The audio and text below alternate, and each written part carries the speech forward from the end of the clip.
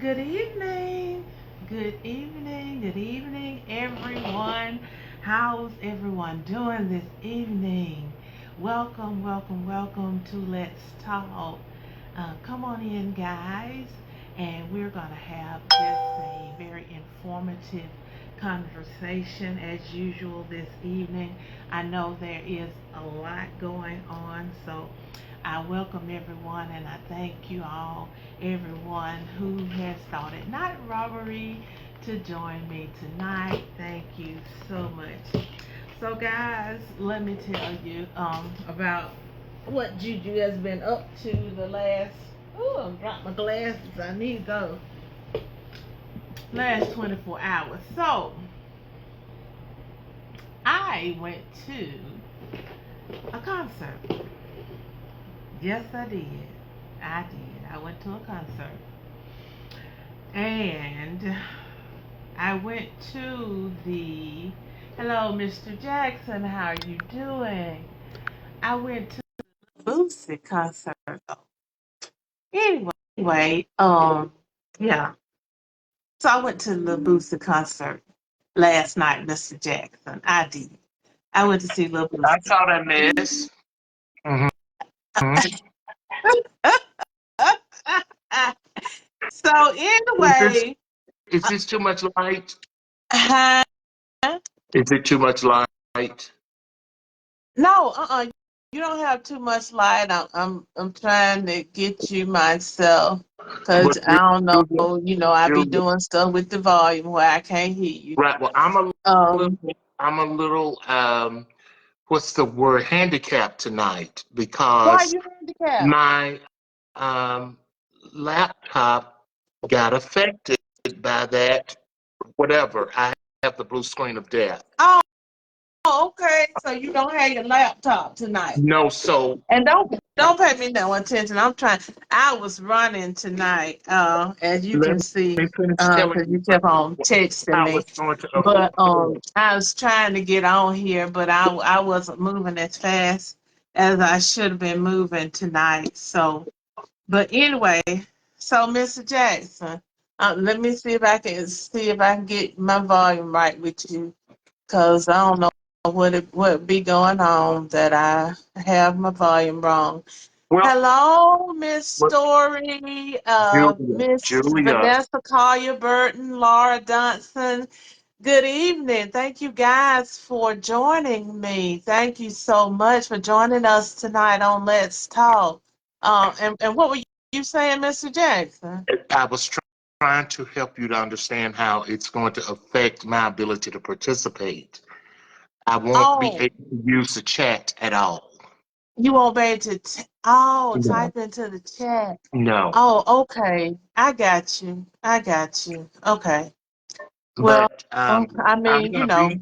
I'll be here, and I'll use the phone, but it's hard to see everything on the phone as opposed to right, when I can have my other screens up. See, I normally have four screens, right, so that's why I'm right. able to produce, and I just can't because I'm handicapped.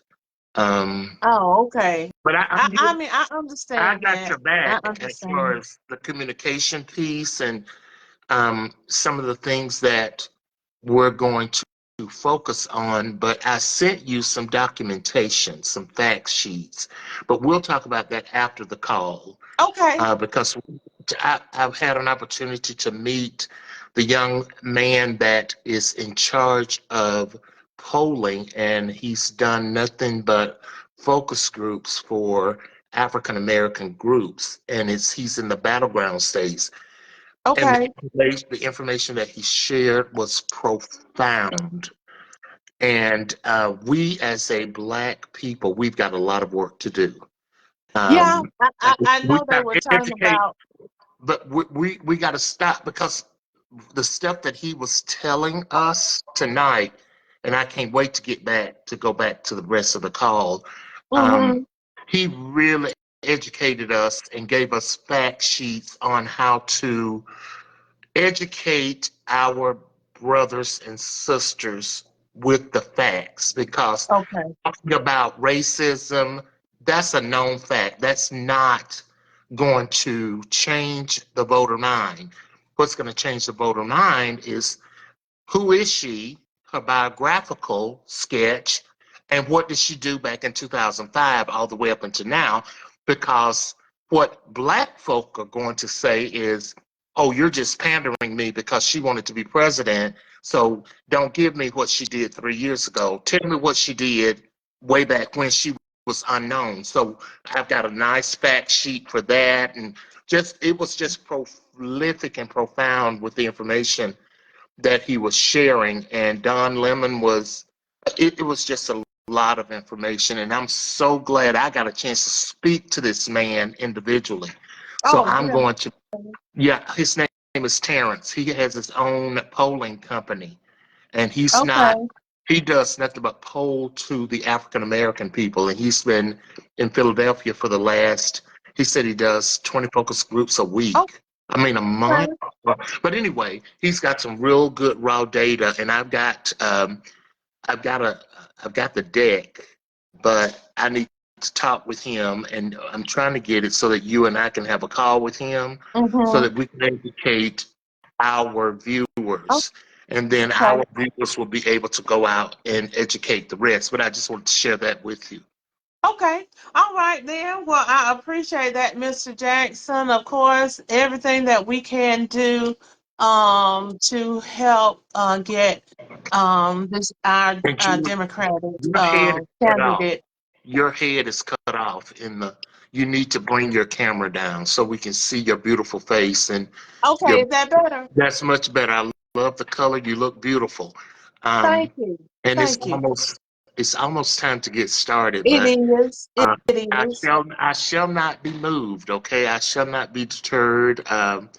Although the devil is busy trying to mess up my computers and stuff, but baby, I'm still here. Okay, I got Okay. you, my son. Okay, thank you so much. Hello to everyone. I see Miss Latanya Foreman out there, Andrew Page, Jeffrey Thomas, Tiffany Williams. Hello, and thank you guys so much for joining us tonight on Let's Talk. If you guys would do me a favor, right before we go ahead and get started, it is 7 o'clock. Would you please like this video and share it? Click like and share and then tag someone. Let them know that we are on the air and that we are having, of course, and always uplifting and enlightening conversation. We're going to go ahead and get started. Welcome to this week's edition of Let's Talk. I'm your host, Juju, and I'm coming to you live tonight from my living room. Let's Talk is produced by my dear brother who always has my back. That is Mr. Jerry Jackson. There is so much for us to talk about, so we're going to go ahead and get right into it. But first, let me remind you that this isn't intended to be a news show, but we will try our best to steer clear of gossip and things that are knowingly untrue. It is my sincere hope that everyone finds this a safe place where you feel comfortable sharing your opinions. All this being said, let's talk. First of all, because this election is so critical, we want to make sure that each week we carve out some time to talk about the issues that are important to you as you prepare to vote in the 2025 election, as well as focus on getting as many people as possible, not only to register, but also making sure that they vote. And I want to say, hello, Lynette. Hello, Darlene Todd. How are you doing? And Miss Maria Minifield Davis. I wanted to tell you guys, when we talk about getting people out to vote, last night I went to Lil Boosie concert. First of all, two things, let me tell you. First of all, I don't consider myself old, but I'm a little too old for the Lil Boosie concert. Okay. And second of all, so if y'all hear me saying I'm going to a rap concert and it ain't Run DMC LL Cool J, y'all tell me just stay on at the house. But anyway, the second thing is when I was at the concert, one thing I did notice, the rappers coming out and they're hyping up the crowd, and Lil Boosie asked questions like, "Have you ever been disrespected?" And the crowd like, "Yeah," and they're going wild, "Yeah, yeah, yeah." And do you have haters hating on you? "Oh yeah, yeah, yeah." They're going wild, and they're all, "Yeah, yeah." Crowd went crazy.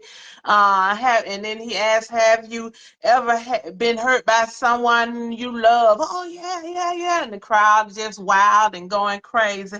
Then he said that, this is there's an election coming up, so we want to make sure you get out and make sure you vote. How many of you are planning to vote? Crickets. No one said anything. So we have to make sure that our young people are engaged.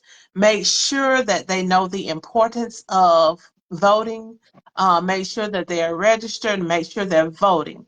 If they're going off to school, if they're in college, make sure that they do the absentee voting. Um, just make sure that they're engaged. And once you get your young people engaged, then encourage them to encourage their friends to get engaged and to vote, to post these things on their social media pages about voting when it's the election. How can you early vote? How can you do absentee balloting and all of that different stuff, and the facts about the candidates? Because the older people are going to vote. The 65 up are the most dedicated, committed voting bloc in the nation. But our younger people, the younger we get, the less engaged we are in the voting process. So we need to make sure that our youth are informed and that they are voting. Julie, Okay, so yes. I would like to thank you for bringing that up. That is another prolific, profound observation.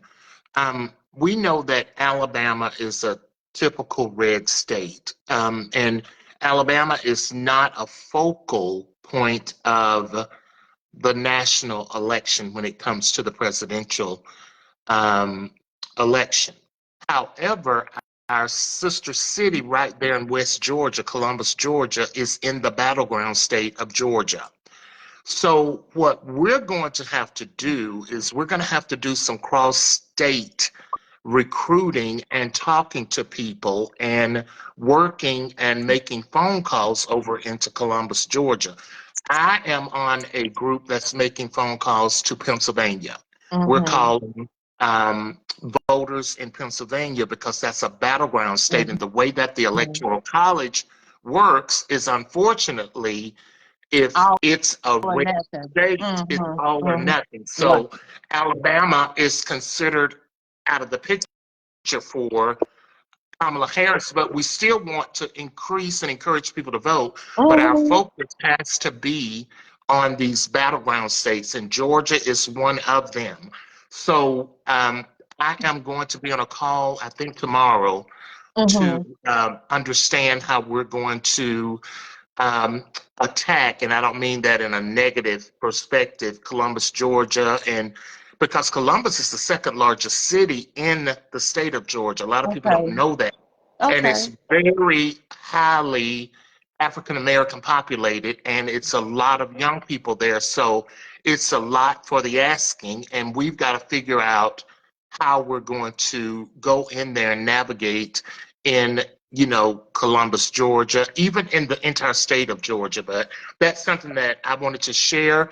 So, what am I saying? We need to mobilize and find people in Georgia that we can connect to and start figuring out how we can participate in the state of Georgia and start calling. It doesn't have to be Mm-hmm, Georgia. It can be mm-hmm, Wisconsin. mm-hmm, It can be Pennsylvania. It can be those battleground states, and maybe we can mm-hmm. get some more information and post it to Yeah. the site.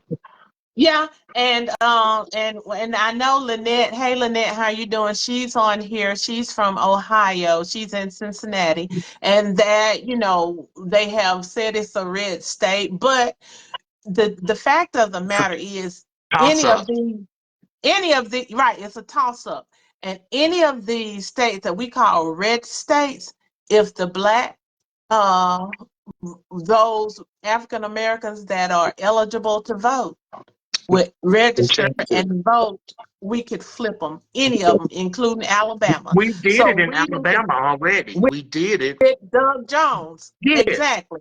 So it can be e- done. But so exactly. so we need to stop saying what we can't do, know what God can do, But and do our best to right make it from possible. But I hear you when you're talking about focusing on those states that are battleground states, and I hear you on that.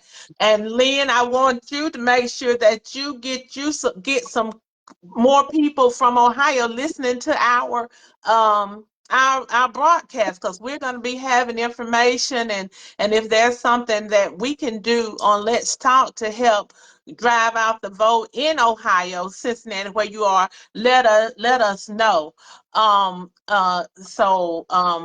Yeah, Mr. Jackson, I agree. We need to push, especially those um, and I guess you will get us information how we can yeah, be a part of the nationwide voter turnout effort. yeah, So we'll look forward to that in some future conversations. Right quick tonight, before we get to the Reginald Foreman story, I want to talk real quick about DEI.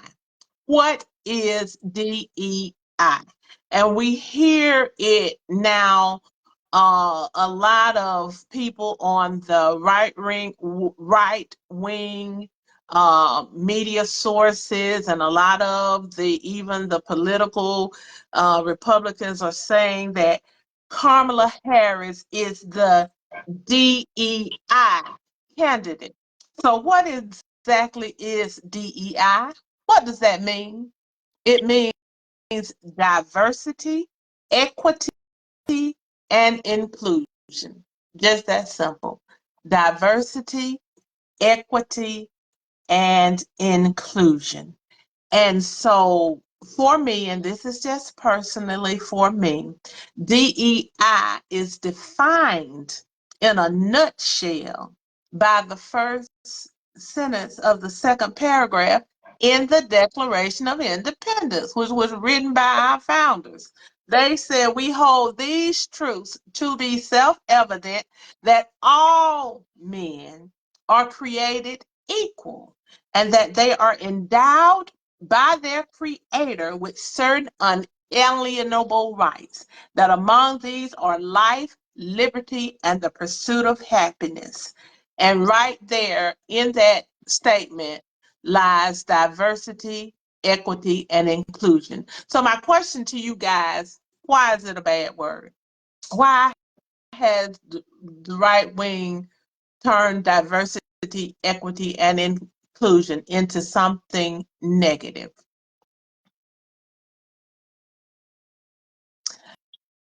And Mr. Jackson, we had a couple of comments. I know uh, uh, Tiffany Williams has said something about Huddle being yeah. I see that she's available uh-huh, for, for rides to the for poll, rides to the and poll. And she so listed her phone number. she Thank you. gave her phone number.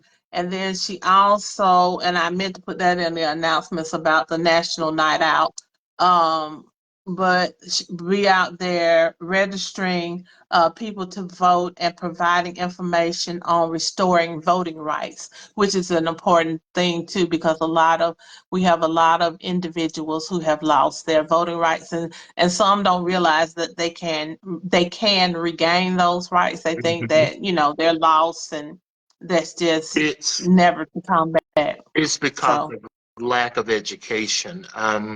But as far as DEI, um, DE&I was written, as you said, in the Declaration of Independence.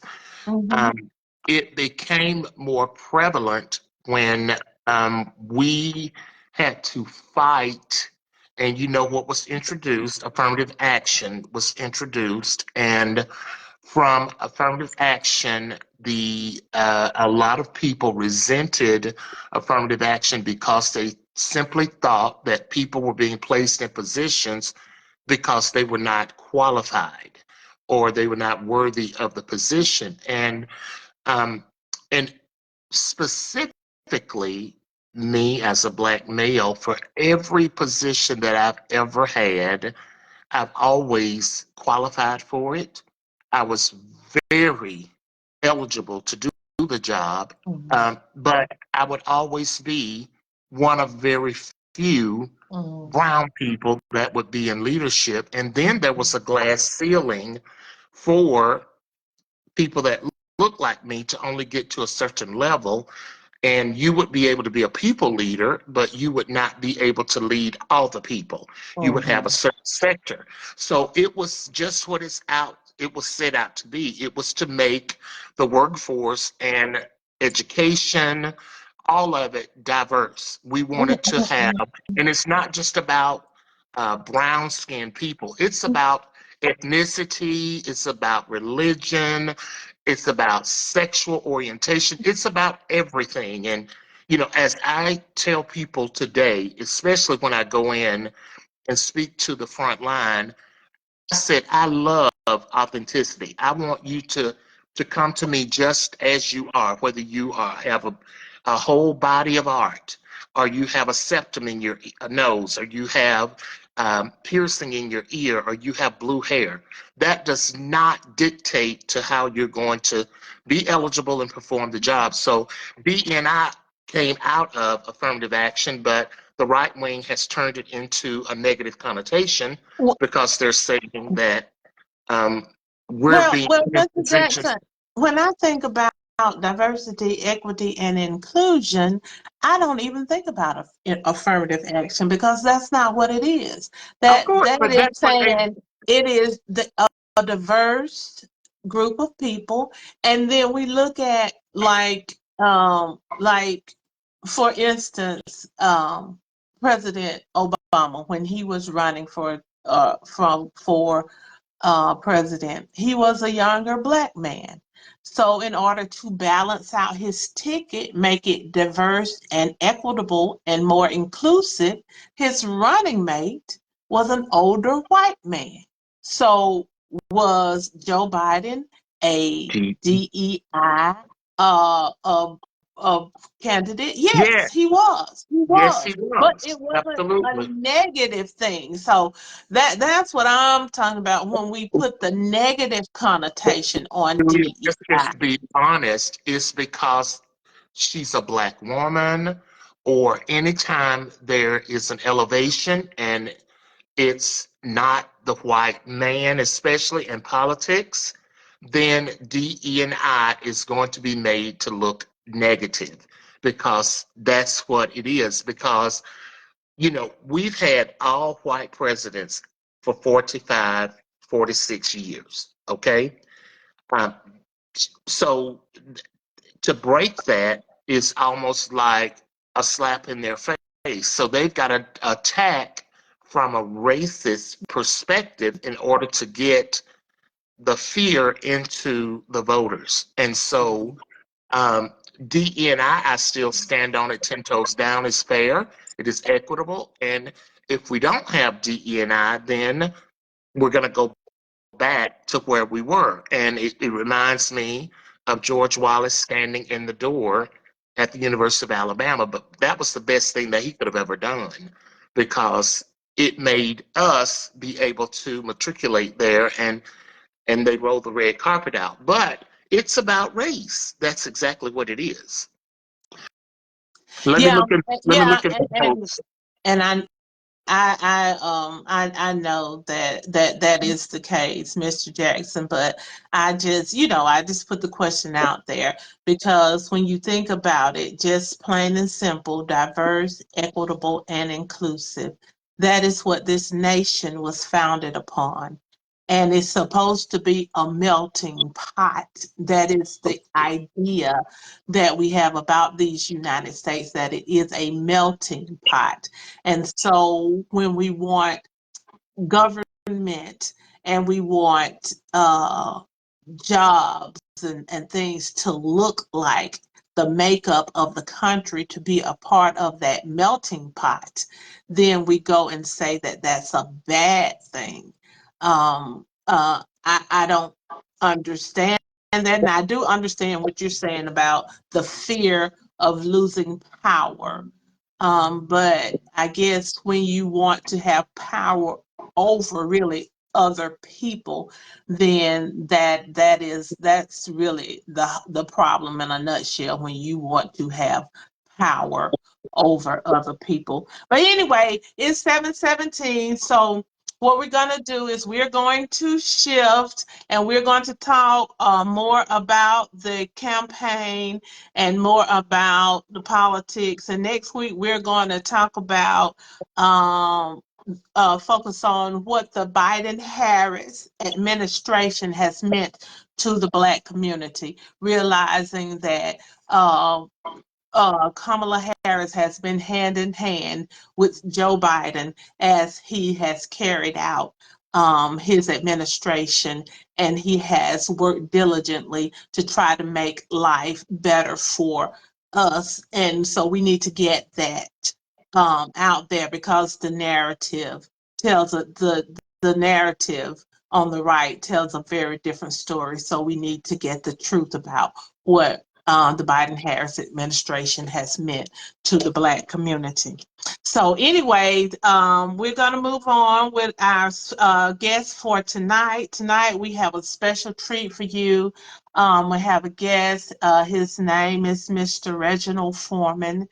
And Mr. Foreman's story is one that proves that if God has made a promise to you, you can stand firmly on that promise, knowing that everything you go through, good or bad, is working for your good. Some things may not look good, and some things may not be good, but they're all working together for your good.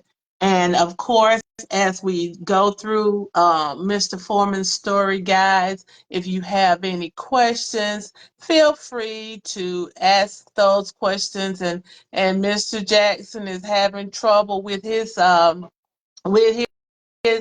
with his computer tonight. So, but we're going to try to make sure that we can see your posts and answer your thing. Okay, Mr. Foreman, let me try you again, because you declined me. Let me see. Okay, I'm going to send the invite again so I can try to add you. All righty then. You're there. You are. Hey, good evening. How are you doing this evening? I'm doing good. Can you hear me good? I can hear you very well. I can hear you very well. Thank you so much for joining us on Let's Talk. Thank you Indeed. for your willingness to share your story with us. And I am just so excited about the things that you are doing and that God is doing through you, and that you are allowing yourself to be used. Um, but we want to talk about your story a little bit, and then we want to talk about the things that you are doing right now. Okay. Awesome. In one of your promos that I saw, you said that you went from being a thug to being an author, a speaker, an entrepreneur, a risk specialist, and a lot of other stuff you got going on too, creator and everything. So first of all, I want you to tell me about how you started out, the being a thug. What tell me about your start, Mr. Foreman. Tell us about your All right. start. Well, first of all, thank you, Ardeen and Jerry. It's always a pleasure to tell my story. I always thank God for it, because there's many times I should have been dead and gone. So every Mhm. time I do God's will, it's a great thing. No matter how many times I've been interviewed, I always remember, man, you on borrowed time. So thank you. Okay. But my story started in Chicago projects. Growing up in Chicago projects, living back and forth like an orphan. And they always say hurt people hurt other people. My mother had a couple of issues with drugs, and she ended up in prostitution. So a lot of Mhm. times, when you grow up in those type of areas, you have to find, you either get in where you fit in, or you get ran over. So growing up in gang territory where people were getting killed for their hat turned the wrong way, and even wearing the wrong Mhm. colors. I mean, it was just that simple. So I had to build a tenacity in me. I had to become a vulture, a wolf, or whatever to survive. Even though inside of me, a lot of times I was like, man, this is not me, but that's the way I survived, especially I didn't have sports and different things like that to have an outlet because, like I said, I was shipped from house to house. So becoming a thug, first it was a gangbanger, and then Okay. I got moved to Alabama for a while, Valley, Alabama, for about with my grandmother and then for about a year or so, and then I moved to Miami, Florida. And Okay. thinking that I was going to Miami, Florida was going to be better, but it was like first 48, if you ever seen that. It's not like that Will Smith Welcome to Miami's first 48 gangs, violence, and Mm-hmm. that's when my thug life came, got with a crowd of guys, and we just started getting in trouble. And then by that time, when you're 13, 14, I was already smelling myself. So, man, I kept running into bullies, and then I just said I wouldn't take no more, and I just got all out wild. Even though I moved into like the Fresh Prince of Bel-Air, my stepmother and my father were corporate America. They made well over 100,000. Man, they had a pool, 4 cars. It was a good life if I could have mentally understood where I was. But all I knew when I went to school, I had to deal with other hurt people. I'll put it like that, and then that made me get into the streets more and start getting in trouble. Okay. All righty. So you started to get into trouble by hanging with the wrong crowd. And then I know that you said at one point you ended up in prison. So tell us a little bit about that. Well, yeah, my father, who I was living to, he had the house. Like I said, he was very educational and went to the military and changed his life. He started getting in trouble, selling drugs. He had friends that was Cubans and Colombians, moving big time weight, and then he declined. And I thought I was gonna stand on my own 2 feet. And I did try to reach out to certain family members to get help, and a lot of them didn't want to help me. And some of them said I was a liar when I told them that my father, who was this corporate America, Mr. Dictionary in high school and all that, had started using drugs and really Mm, pimping mm, prostitutes, riding around in limos is really like a real movie. mm, Um, and so I ended up trying to defend for myself, hang with the wrong crowd, I ended up robbing a bank. mm, By that time, I was bold. I was wild. I was the quickest one to swing, do wild stuff. Because what happens is when you have a chip on your shoulder and you're already being bullied, you're trying to prove yourself. mhm. And so a lot of times I was proving myself, fighting the inside of what I've been through, angry at the world, and no angry at God at the moment. Yeah. And I ended up robbing the bank. And Mhm. so when I robbed the bank, I illegally got sentenced to 18 and a half years. Okay. When I robbed the bank, I robbed the people. It was a drive-through teller. So the drive-through teller opens at 8, and on the hill is the big bank. So it was a separate part of it. Okay. At 8 o'clock, we had been going there for about a week. I mean, it's like it's like bloopers. One time Mm, we pulled up, and I jumped out to go behind them, and it's a big door that closes, and it closes fast. It'll close slow, then it go real mhm, hard, and my hand slipped off the doorknob. So you got to imagine me crouched down behind the door in daylight because I couldn't get them. Nobody knew. They didn't know I was behind them, but my hand slipped off the doorknob. I didn't grab it quick enough. So I okay. jumped back in the car. And then the next time we came, um, it was pouring down raining. One time we was in the car and I couldn't do, you had to time it, and the dude didn't unlock the door. So I'm pulling on the door to run out and get behind him. This is what really happened. So finally the third time I end up getting out, I chased him in the bank, fired the gun in the bank, which gave me more charges. And Oh. I got caught later on because I didn't listen to the guy. He was a old head who knew what he was doing. I kept the money, and when I robbed the people, I took their work, their purse, their wallet, and the money. I was so desperate. I said, "I'm getting something."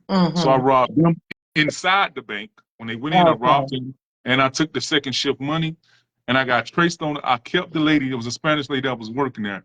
It was just when the flip phone just came out in the early '90s, and I used her cell phone instead of throwing it away and burning the phone. Mm. And I'll tell you how God will still speak to you when you're doing stupid. It was a young guy that was 16 years old, was like my little bro. He was up under me. I went to pick him up from the bus stop. He used to sell weed and stuff in another part of Florida. And when we just hugged and embraced, because everybody knew, man, I needed the money. Like, man, I finally did it. But he looked at me. He said, "Where you get that cell phone from already?" I said, "Man, I took it from a lady." And this 16-year-old, I was 19 at the time. He said, "You know they can trace you on that cell phone." Mm. And my pride rose up. I was like, man, who did this? Who did this? Almost like a gorilla beating on his chest. I got this. It's Okay. gonna be okay. And as that night I was going up to North Miami from South Miami, I turned the phone on because I wanted to show my ex-girlfriend and talk bad to her because she had broke up with me. All that was in my mind. I was on my way to get my god brother, who was really heavy in the streets. We was going to Chicago to handle some more business. And the two times I turned that phone on, as I got to the gas station, I was standing at the gas station about to go in. A police car was coming by real slow, and he was looking at me. And I'm on the phone talking to my bro, and I'm looking at the police. I said, man, 5-0 pulling up. And so I said, I'll call you back. I walked off. They drove by real slow like they was going to turn left. As I got in the car and pulled off, about 15 cars came out of nowhere and cut me off. And the first thing they kept saying was, where the cell phone at? Where the phone at? So they had traced me from the towers when I could have thrown the phone away. So I ended up getting into prison, and I stood strong for a while. And they legally sentenced. They gave me 9 years in state prison. But what they did was lied and said I took time and robbed the people outside the bank before they went in. And broad daylight, I said a crackhead would do that. Somebody gonna see me rob them before I go in the bank. So they lied, and I got charged double because it should have been one episode while they was at work, and the federal charge trumps what happened. But they charged me 9 in state and 9.5 in federal prison. Okay. And so what happened was the state judge said, we're going to run our time concurrent with the federal. So that means while I'm doing Fed time, because like I said, the bank is big, I go to Fed time, never supposed to see state prison. While it's doing the time, I'm just doing, it's both calendar dates is falling off. But as I came back from the federal court, they let like 4 of the guys that have Fed charges get on the van. I mean, it was coming from state court because they ran my time concurrent, and I was supposed to go back to federal prison. They let like 4 of the guys get on the van, but they stopped me. And the man was looking at his clipboard. He looked at, he said, Mr. Foreman, you got to do your state first, then your Fed. So I'm about 20 years old. I'm like, I got 18 and a half years. First crime, well, not first time doing wrong, but first time getting in trouble. It only carried 9 years. And I got more time because I had a gun, because you can rob a bank with a note and get 5 years. Say you're going to blow it up and all that type of stuff. But they ended up giving me 18 and a half years out of nowhere. And that was my time that I surrendered and was like, well, God was calling me on the streets before that. You know, I had many occurrences where God was calling me. But at that time, it was either suicide, go wild in prison, or surrender to God. And I ended up getting illegally sentenced to 18 and a half years. Okay. So you went to prison. So you were in state prison? Yeah. Okay. I ended up doing state prison first, and I was supposed to do state and then go to federal. Okay. So you in state prison. So what made you turn to God? I was sitting on my bed, and I opened the Bible to Genesis 1:26, 1:27. I remember my grandmother said, you got to pray. And that's all I remember in my head, that you need to pray. And I opened the Bible to 1:26, 1:27. And for some reason, everybody has their own scripture that may speak to them. It said that God created man and woman in his image, and in his image and likeness. And for me, it jumped off the pages because growing up, I was dark skinned. I was back in the day, dark skinned went in. We weren't popping like the light skinned people. So, and I always tell people when I travel and speak, now me and more stressed now, we popping now. But we popping right now. Hey, but back then, I was getting called African booty scratcher, cut the light off, we can't see you. I was fighting all the time. So when I read it, I had a little insecurity in me, and I read it and said I was created. And something dawned on me. I said, if I'm created in the creator of the whole universe's image, there has to be something to me. Some type of power. I don't know why I thought that way. I said, if I'm creating this image and I'm reading this Bible about this God, there's something. I may not look like him, but if I'm creating this image, something in it, and it started me to wonder for the Bible and go after. And I said, I have to be more than what I have to be more to what was inside of me. Right. So I started getting strong in the Bible. I started reading it. I was like the deacon in the church. I was knocking on the prison. I had that zeal, inviting people to Bible study, everything. 4 years go by, and a jailhouse lawyer, guy with a life sentence, fought my appeal, and I ended up giving an appeal back in the courts. So 4 years later, I'm in the county jail because you got to go back for the state prison because they're trying to figure out why my time wasn't running concurrent. Why was I in state instead of federal? So I get in the cell, and I get a letter from, while I'm waiting to go to court, I get a letter from the federal prison, and you have 2 years to file an appeal. I never filed my appeal because I didn't have a lawyer no more. It exasperated his remedies. Me, you got 2 years to file, and I never did it. And so now my case is closed, it's mute. I'm stuck with 9.5 years. And I remember running next door to, because next door, through the brick wall, the cell was one of my big brothers in the face Spanish guy. And I was yelling his name, going crazy. He came to the bars. I said, the feds just closed my case, man. I ain't got no way out. And this man started laughing and praising God. So I'm trying to see through the brick wall. What you laughing and praising God for? He got real quiet. He said, now you're going to see the hands of God. Now you're going to see his power. Because you don't have nowhere else out.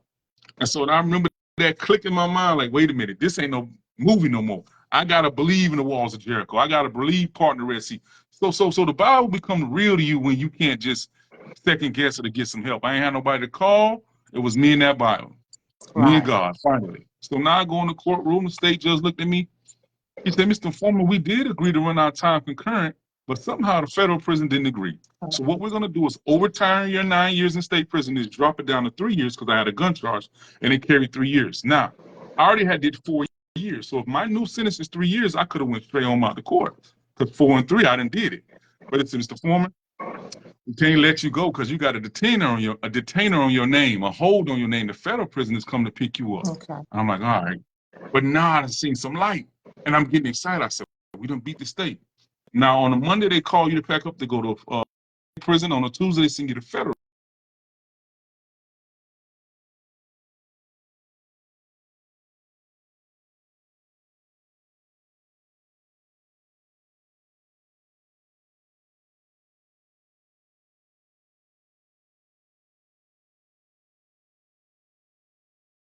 The only way I'm gonna be federal is over there in the federal court.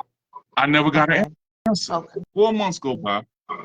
I go to I'm sitting in this classroom where they teach you how to start a bank account when you get out of prison, because federal prison, they can help you.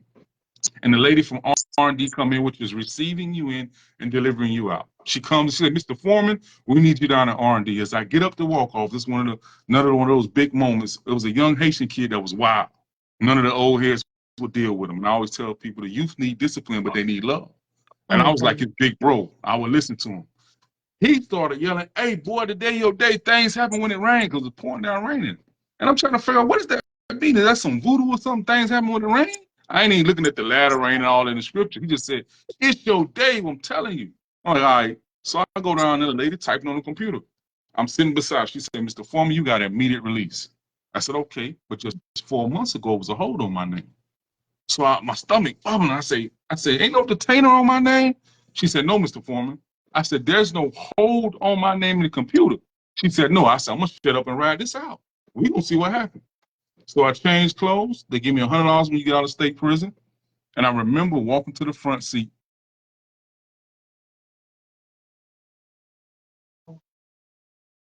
The Greyhound bus station said, Mr. Foreman, have a nice life. We don't want to see you again. I remember jumping up, oh my God, because one thing we say in the street, see, the feds is the real gangsters. They got a lot of power behind them. They call them the alphabet boys. You can throw money at a state judge. You ain't going to see too many by a federal judge. And I knew. When I tell people, when you come out of abusive relationship, drug habit, or prison, you need accountability. You need somebody to hold you up. I knew if I stayed in Miami, I was going back to prison by my own fault, not by mistake. So at the age of 16 in St. Louis, Missouri, my aunt offered me to come move with her. So if I'd have moved to St. Louis at 16, I wouldn't have to rob no bank. But when I say my aunt, them Kojic, Church of God in Christ, skirt down their ankles, no makeup, I say, I ain't going up there. I can't listen to no rap music. I can't date no girls. I said, no, I ain't going up there. Now I'm 25 years old. Who you think I call? I call the people. I know them people go to church and they go to work. So I called them and I moved to St. Louis. I was dating the pastor's daughter. I'm doing good, working at Labor Ready, getting paid $7, $8 an hour. I'm about to be a deacon in the church. I ain't thinking about crime. My pastor's daughter started having dreams. I went back to prison. Now, her mother's a prophetess, will scare you, saint, the color, everything. And of course, the gift may be passed down, but I'm not thinking about crime. I'm working hard. I got family. She had 4 dreams. I went back to prison. One was I went to boot camp, which we found out that was spiritual boot camp. So anyway, 30 months later, 3 years, like 30 months, 2004, 4 days after Valentine's Day, 6 a.m. in the morning. Never can forget it. I'm laying on the bed, 1 foot on, 1 foot off. I get up out the bed because if you ever heard a U.S. Marshal serve a warrant, it'll wake you up out of coma. I go down there and they in the door. They said, Mr. Foreman, we have a warrant for your arrest. They took me to the police car, handcuffed me, took me to the car. One turned around and said, "You were let out of prison erroneously by mistake." Mm. So let me tell you, And I went now, back. I just want to Go ahead. interject and let everybody understand that you had been out for 3 years. 3 years, changed my life, relocated in the church, all the good stuff. Okay. Okay. Yeah, it came back and got me. I wasn't mad at the government. I was mad at God. I said, "Now, are you an Indian giver? You gonna give me freedom? I did what you said." And they see, I'd rather have judge and jury what they say. Take me out to my make on the streets. Let 6 carry me, that street talk, to carry the coffin, then me to go back and get judged by 12. So just take me out before I go back in there. So now I'm going in there, and I remember sitting on the edge of the bed, because when I get real, I see red and I'm in tears. Because the federal prison didn't want to give me the time I did. They said, we didn't run out of time concurrent. So they wanted, I done did 4.5 years state. They didn't want to honor that. They wanted me to do a whole 9.5. 9.5. Mm. So I'm sitting on the bed in tears, angry. I know I was about to take my life because I just didn't care no more, whatever was going to happen. Older guy walked up to me, had a life sentence, spiritual guy. He started speaking life to me. That's why I tell people, you got to honor and respect the help that God sends. You don't know what the package is going to be. You don't know who it is. But at that moment when he was talking to me, I had an intersection to say, I will use another N-I-G-G-A, how I talk. I don't hear nothing else about God. But I didn't do it. I just held my head down. And he began to speak life into me. You got to call and God want to do this. And I got stronger. So over the time, I got like 30-some certificates. I started bettering myself. Mm-hmm. Because I tell people, you're praying for God to do something, but how can you show him you're prepared for what you're asking for? You want this husband, you want this wife, you want this business, you want to be this, but you're not prepared. So I knew by faith, I'm going to get out of prison because God can't leave me in here. And I started getting certificates from speaking Spanish, anger management, whatever I could. And so lo and behold, this dude with a life sentence that knew the law won my appeal. So I did 4.5 years, 3 years on the streets, 4 years, and I did 8.5 years altogether. Okay. Okay.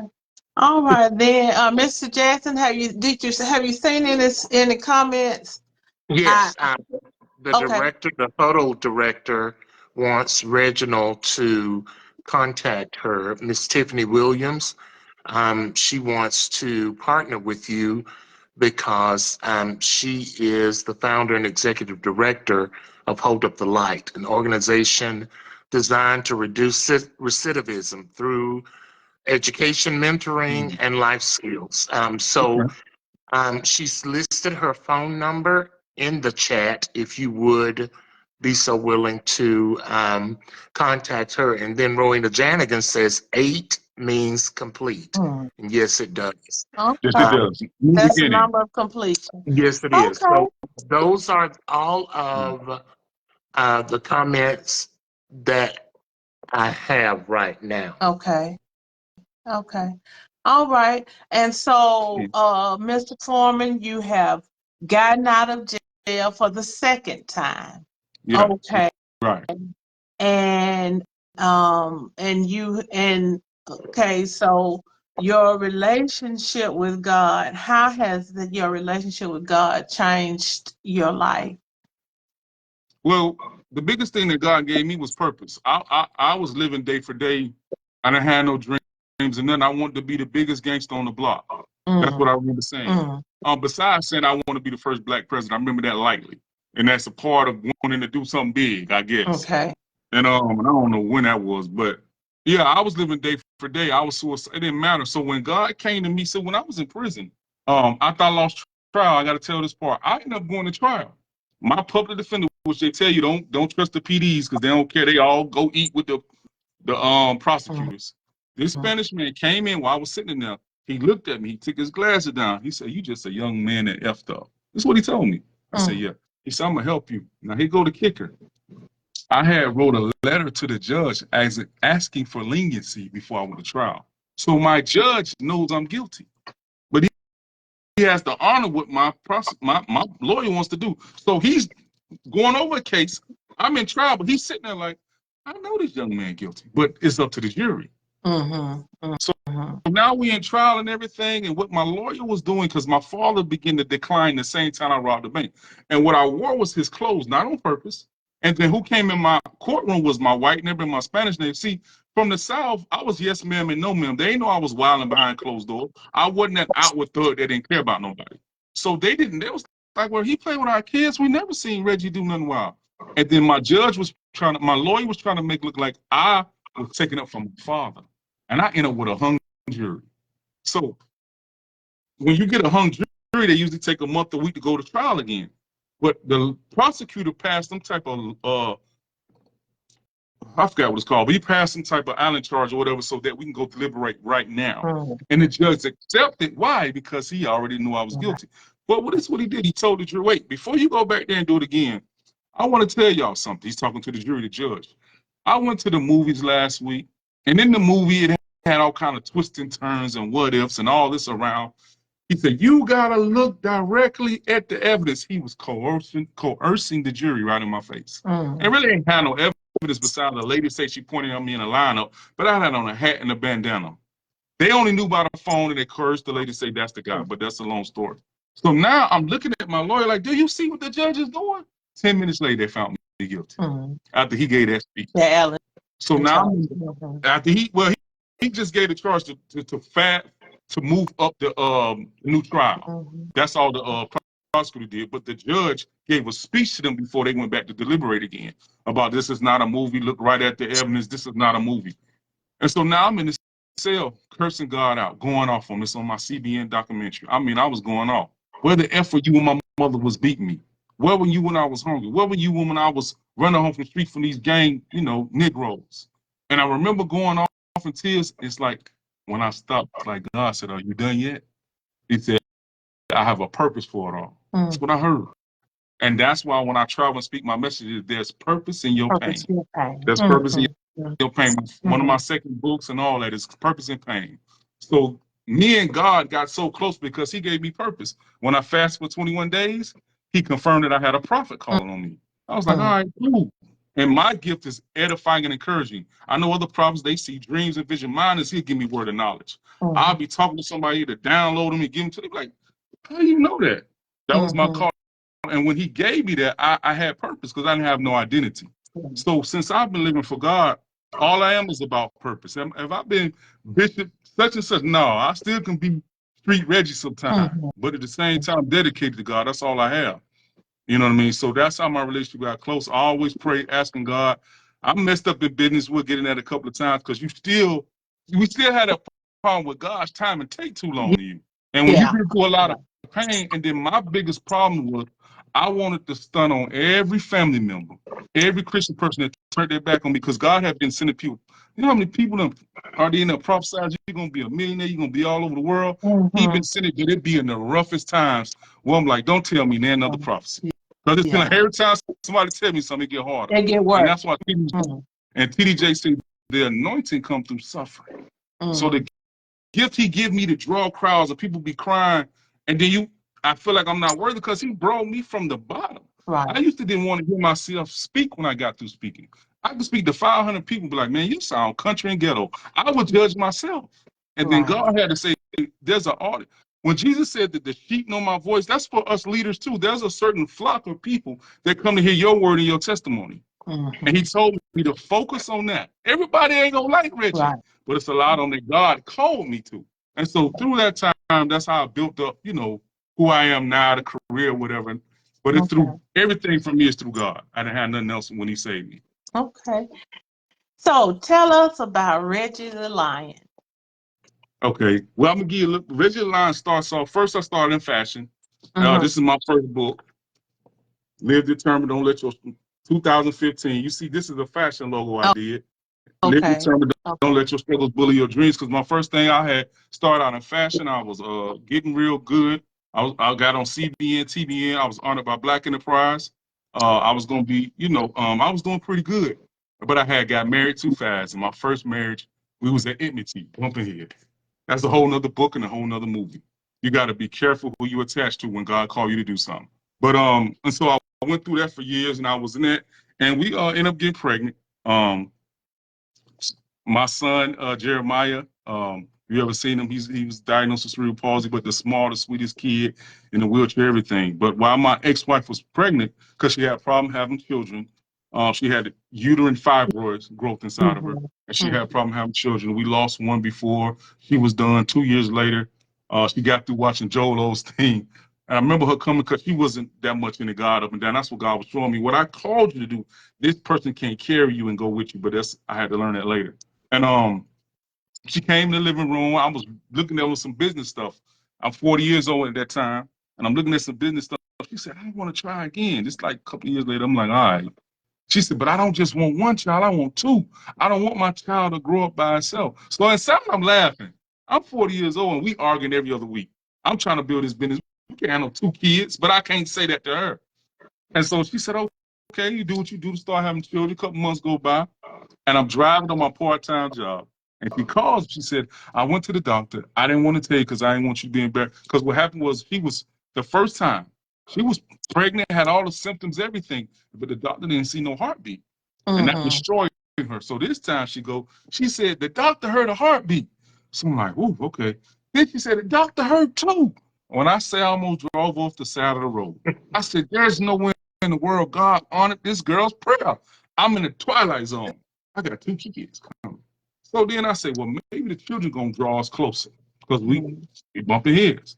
So we doing, I'm traveling Baltimore, New York, up there doing my 21 Days of Greatness event. She right there with me now. She excited because she's one of those that when it's good, she happy. And so 15 weeks into pregnancy, I mean, we getting inboxes, people crying, testimony, y'all lost one, God gave y'all two. It was a great, you got to see the scenery. It was a great testimony.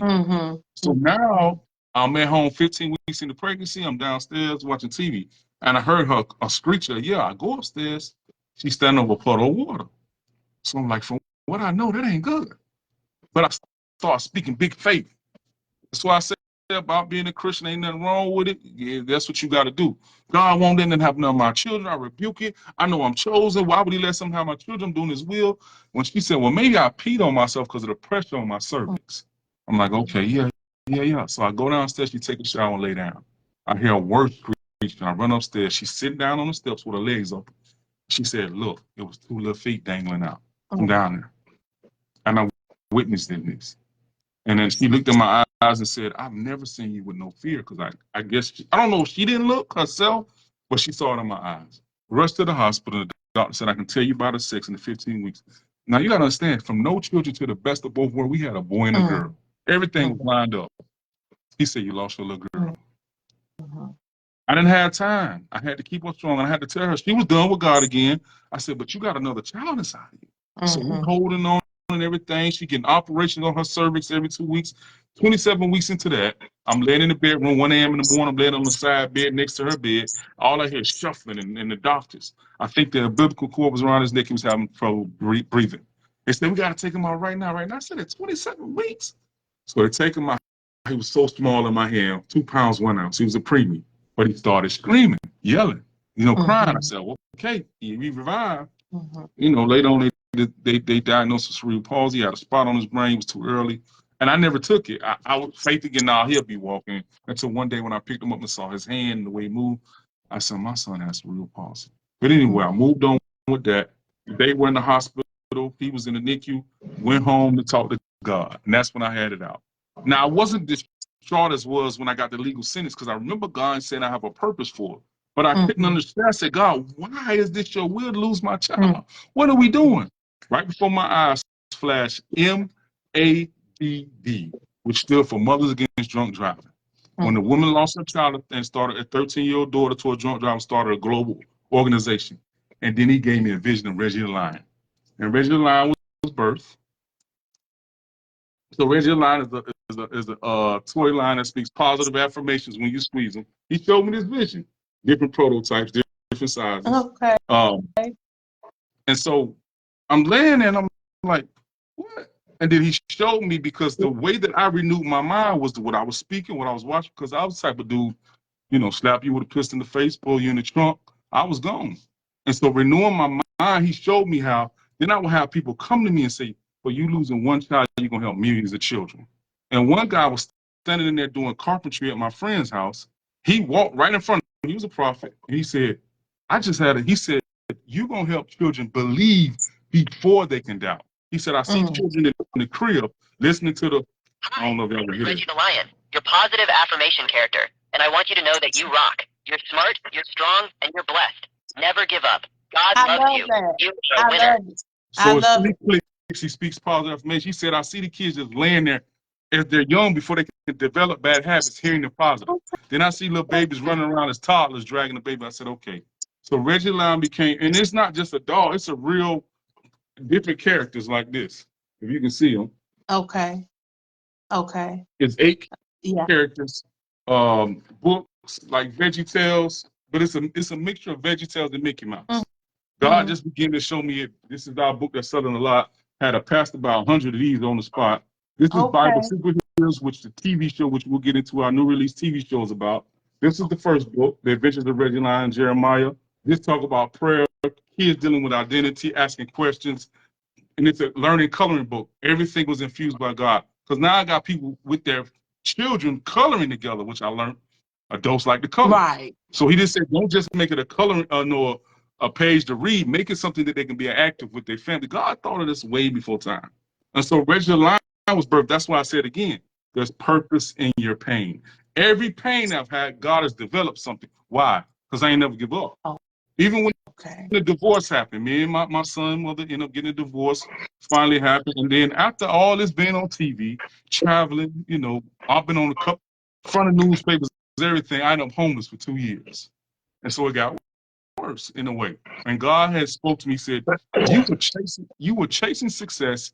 I called you for ministry. Okay. He didn't take my business gift away, but he was saying that I was putting it first, trying to make money, trying to prove something to people. And so he rerouted me. So now, because there was times that God would tell me to have a prayer line in my business meetings events. And I was like, I don't want to be all churchy and stuff. I have no prayer line. I'm trying to teach about money. Every time I obeyed him, it would be more people. They want to learn about making money, but them people wanted prayer. Okay. And so Okay. it took me a while, but Reggie Line now is it is big. There's nothing in the faith-based market right now because Veggie Tales is gone. And there's a Right.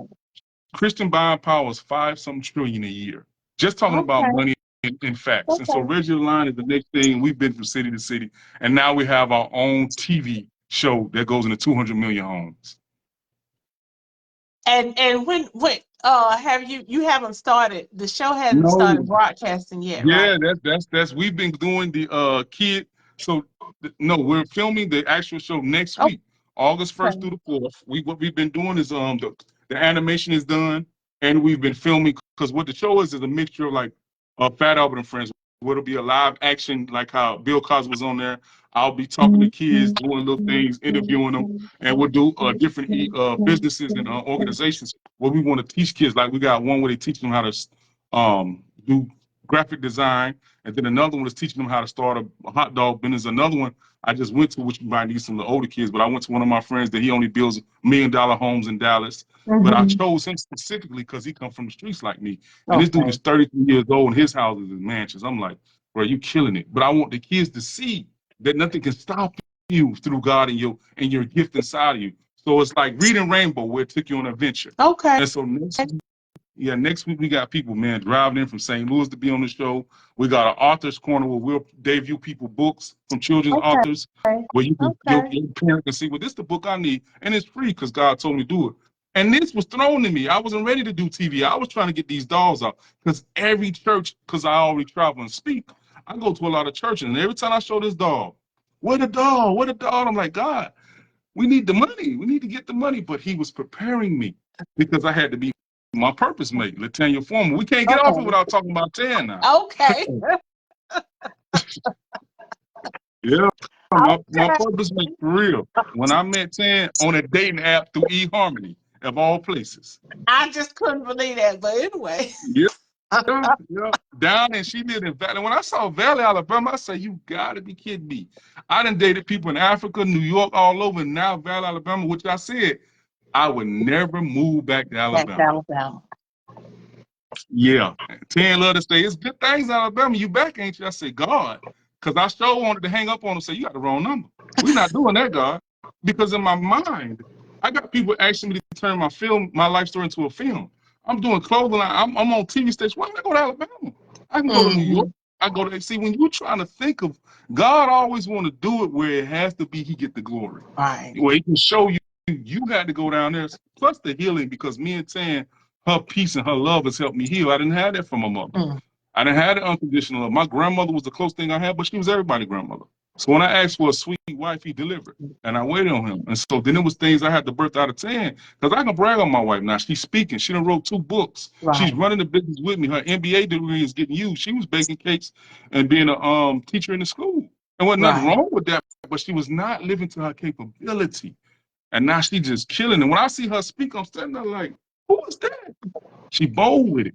And that's why I said that was all God. Not saying it was me, but I had to be enough to say, look, I see more in you now. We're going to do more. She'll tell you, she'll tell you in a minute, Reggie will kick you out the boat and don't care if you don't swim.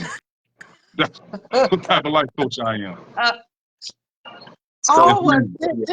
This has just been so wonderful. I wish we had more time. So if people want to buy the Lion and they want to buy your stuff, because I want one of the lions. I got the coloring book. Our T-shirt. And you got T-shirts. Oh, okay. Julia, I think LaTanya is on the line, and maybe she can post the information. Okay, how to get the website on information. there. We can get LaTanya to put all the information on there because she is on the line. I saw that she was watching. I had an opportunity to meet Reggie. LaTanya, when she first sent me the invitation to the wedding, I was looking side-eyed, and I'm thinking, honey, you don't know nothing about this man. You know, because LaTanya and I are very close, so I'm thinking to myself, you don't know nothing about this man. And so I said, so I'm going to the wedding. I've got to scope him out. I got to check him out. So I went to the wedding, and I said, he might be all right. He might be okay. Yeah, you know, I was almost trying to be the big brother from afar, but I have watched this relationship grow. And see, I've known LaTanya. I've known LaTanya when she wasn't as bold as she is now. She's very good as an educator and a facilitator. But what I've seen God do in her life, and this is almost like a dream come true, because she is so good for Reggie, and Reggie is so good for her. Okay. And I saw it even in the death of her son. It's just, they're just made for each other. And I am so thankful that I've seen this relationship develop. So LaTanya, she's put it in there.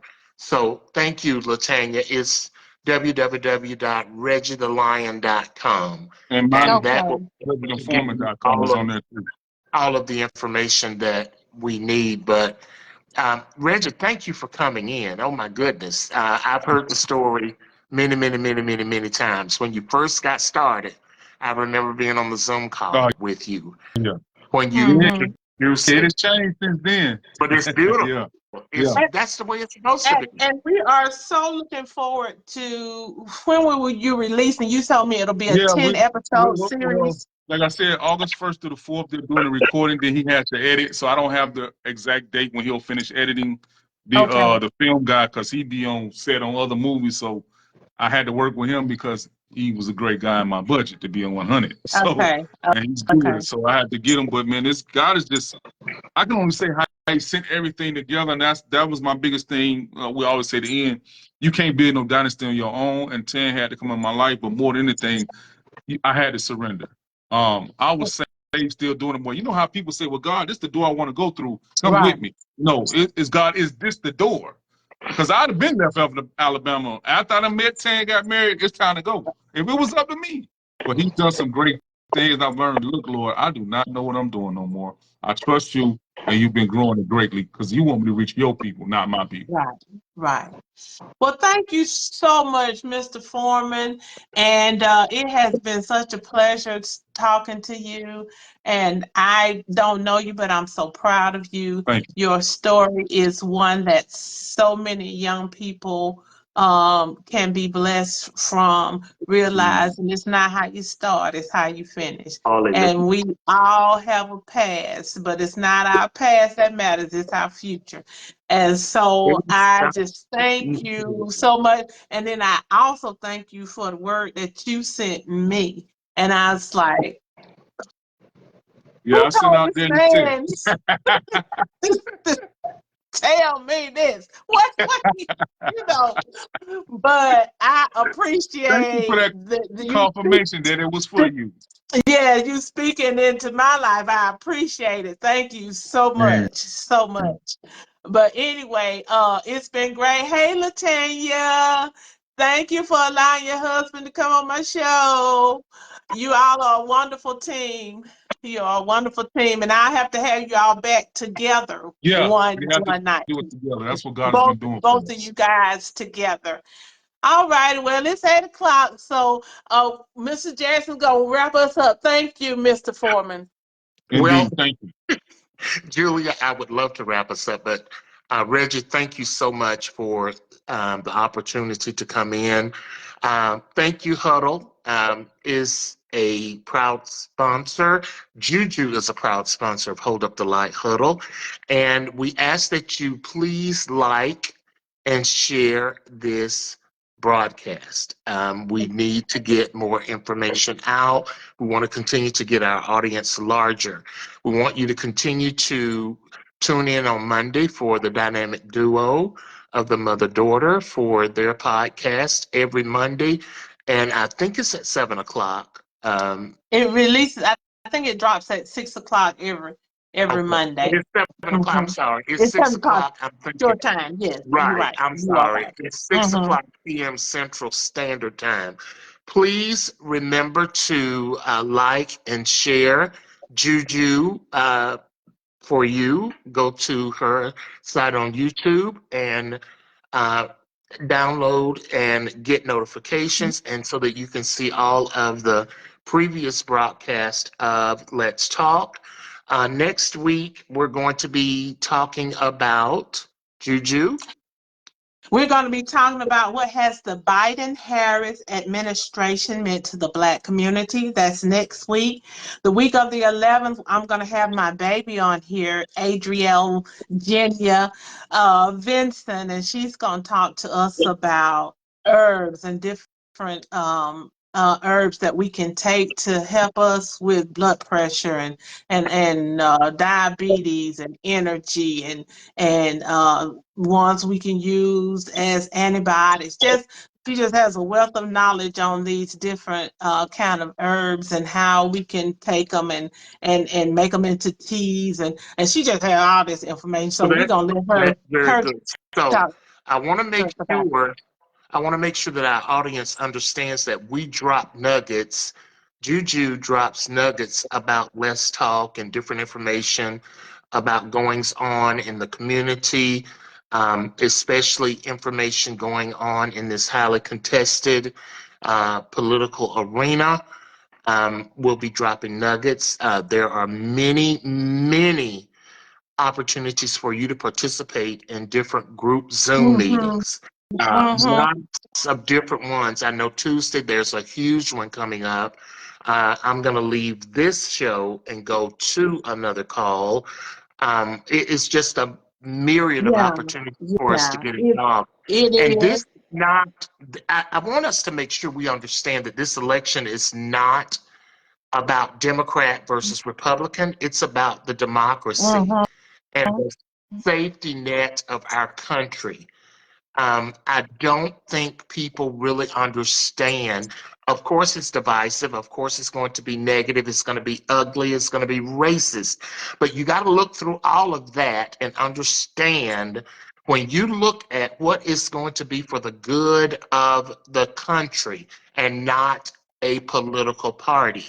And unfortunately, it's one versus the other. And you've got to be able to sift through all of that mess because you don't want to be in the forest where you're too busy looking in the forest that you can't see the trees. So you've Yeah. got to understand what's happening and be open minded and be willing to be educated. Yeah. Don't allow people to take you down a rabbit hole over something that's Mm-hmm. frivolous and that's minuscule. Make them talk to you about the policy.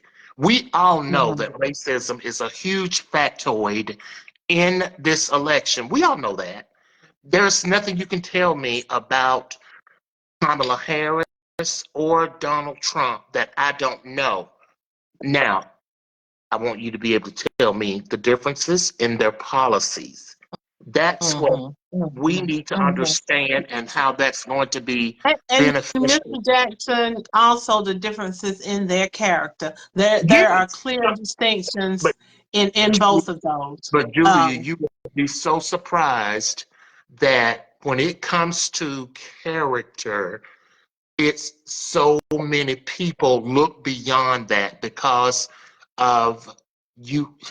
Well, I agree with you. I'm going to leave that alone and we'll discuss that later. Yeah, Yeah, but then I did want to say, Jerry, that the readout, yeah, Joy tomorrow. Reid, that will Tomorrow. be tomorrow night, 7 o'clock p.m. And is that Central or is that Eastern? The That is 7 o'clock. Eastern. It's Eastern, so it's six It's o'clock Central. 6 o'clock Central. Yeah, Okay. because she comes on here, and I have to remember that when I'm posting with the Eastern time in mind, and I need to be very descriptive and say it's Yeah. 6 o'clock Central. But that's Okay. everybody is talking about Project Yeah. 2025, She'll and be talking about Project yeah, 2025 on tomorrow night. And then the AME yeah, Social Action Committee, they will have another town hall meeting, and that'll be Tuesday it'll be 5:01 p.m. Central Time, 6:01 p.m. Eastern Time. It had a lot of great information. wait, But wait a Mr. minute, Julia. Jackson, Well, okay, that's Wednesday, isn't it? Because it's the it's the 30th, 30th. right? It's So the that's 31st Wednesday is because, Wednesday. The 30th is Tuesday. well, that's Tomorrow going to be is the right. 29th. Huh? Okay, well, that's going to be in between that their call and then that big call right after that. There's a huge call that's coming on, I think at 7, I believe. Okay. So that'll give 5 to 7. But yeah, there are Okay. two major calls coming, but that AME call is phenomenal. Okay. Yeah.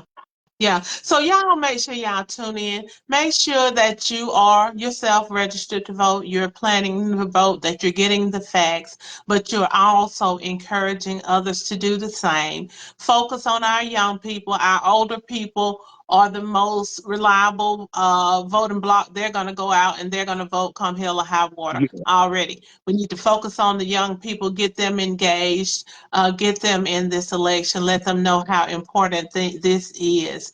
And Jerry is right. I do drop nuggets on Ardeen. I try to do it on a daily basis. Things about the election, just some different facts, and just some other things as well. So y'all check out my page on a daily basis. Yeah, And just check me out on a on daily basis. on a And positive then note, on and a positive I, note, go okay. ahead. And then I want you all to check out my new hashtag. If being left is wrong, I don't want to be right. So y'all catch that hashtag to him. If being left is wrong, I don't want to be right. I love it. Okay. Just in a positive note, I was on a call earlier and I failed to tell everybody, but the favorability rating with Madam Vice President Kamala Harris has gone up 28 points with the young people. 28. That's great. 20, 28 because um, I, I the and this was from the COO of the polling company, Mm-hmm. and this is with African Americans, and it's 28 points Okay. that her popularity, her favorability rating has gone up. That's incredible. That is. And what's so beautiful about this whole thing with Madam Vice President, is she's closed, and just in 24 hours, it is now even with the Mm-hmm. margin of error Mm-hmm. with 2 points. But we can't get excited and all through the hoopla forget that we've got work to do. Yeah. We've got to work extra hard. And I've got some plans that I'm going to share from the social action committees that I'm working with so that we Mm-hmm. can start getting boots on the ground and calling people. I'm big on phone bank. I'm big on Okay. that. And Okay. so we'll talk about that. And Yeah, I'm because sorry we you kept us went over. overtime. Yes, Sorry, we went y'all, for but staying on with us. it's been wonderful. Thank you, It, Juju. it You do a has great been job. wonderful. Yes, It has been wonderful. yes. Thank you, Mr. Jackson. Thank you for pushing through. I know you didn't have your computer, but you pushed through, and we persevered anyway. All right, so I'll see you guys next week. Like I said, check out my page daily because I will be dropping little nuggets on there. And just letting you all know, reminding you that I am Juju.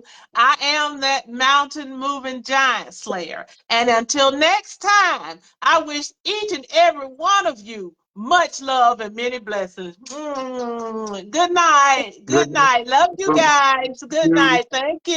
Mhm. Thank you.